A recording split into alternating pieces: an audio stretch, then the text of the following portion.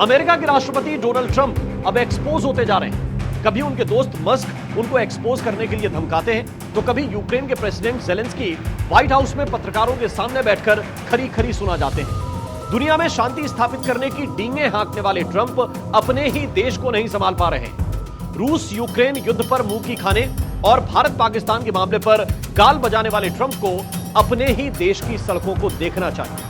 America की सड़कों पर बीते 3 दिन से जो हो रहा है वो डराने वाला है। हजारों प्रदर्शनकारी सड़कों पर हैं, सैकड़ों गाड़ियां तोड़ दी गई हैं, कई गाड़ियों में आग लगा दी गई और सिर्फ आम लोगों की गाड़ियां नहीं बल्कि पुलिस अपनी गाड़ियां तक नहीं बचा सकी। जी हां, पुलिस की गाड़ियों को भी प्रदर्शनकारियों ने नहीं छोड़ा। हिंसा की आग इतनी तेज थी कि कम से कम 4 सेल्फ ड्राइविंग गाड़ियां पूरी तरह जलकर खाक हो गई, जिसके बाद आसमान में काले धुएं का गुबार छा गया। इलेक्ट्रिक बैटरियों में विस्फोट हुआ और उसकी वजह से धमाकों की आवाज भी सुनाई दी। इतना ही नहीं, प्रदर्शनकारियों ने एक स्ट्रिप मॉल में आग लगा दी और कई दुकानों पर तोड़फोड़ के साथ कई सरकारी इमारतों और गाड़ियों पर स्प्रे पेंट के जरिए नारे भी लिख दिए। याद रखिए, ये उन्हीं ट्रंप के अमेरिका में हो रहा है, लॉस एंजलिस में हो रहा है, जो बार बार ये दावा करते फिर रहे हैं कि उन्होंने भारत पाकिस्तान का न्यूक्लियर वॉर रुकवा दिया। उनके अपने अमेरिका में अब हिंसा के कई वीडियो वायरल हो रहे हैं।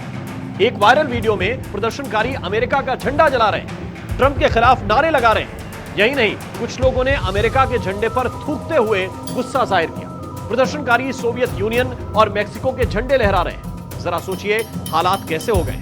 अब ट्रंप और उनका प्रशासन ये दावा कर रहा है कि वो हिंसा को बर्दाश्त नहीं करेंगे, लेकिन सच्चाई क्या है? सच्चाई यह है कि अमेरिका के कॉलेज और यूनिवर्सिटीज में फिलिस्तीन के समर्थन में प्रदर्शन हो जाते हैं, तो लॉस एंजलिस में अवैध अप्रवासियों के मुद्दे पर हिंसा हो रही है। लेकिन हालात इतने बिगड़ क्यों गए, ये भी आप समझिए। दरअसल ट्रंप ने बड़े पैमाने पर अवैध अप्रवासियों को डिपोर्ट करने का फैसला लिया था और उस पर अमल करते हुए अमेरिकी इमिग्रेशन एंड कस्टम एनफोर्समेंट यानी कि आईसीई लगातार अप्रवासियों को गिरफ्तार कर रहा है। इस बार आईसीई ने शहर में बड़े पैमाने पर छापेमारी की और ऐसे ही लोगों को गिरफ्तार किया। एक साथ 118 अवैध अप्रवासियों की गिरफ्तारी के बाद उनके समर्थक भड़क गए और वो सड़कों पर आ गए। इसके जवाब में अब ट्रंप ने नेशनल गार्ड्स को जमीन पर उतार दिया है। तकरीबन 2000 नेशनल गार्ड सिचुएशन कंट्रोल करने की कोशिश में लगे हैं, लेकिन हालात सुधर नहीं रहे। या ये कहिए कि जो ट्रंप दुनिया भर में मध्यस्थता का दावा करते हैं, वो अपने ही देश के एक स्टेट के साथ मिलकर समाधान नहीं निकाल पा रहे। इसको समझने के लिए आपको अमेरिका के अंदरूनी हालात समझने पड़ेंगे।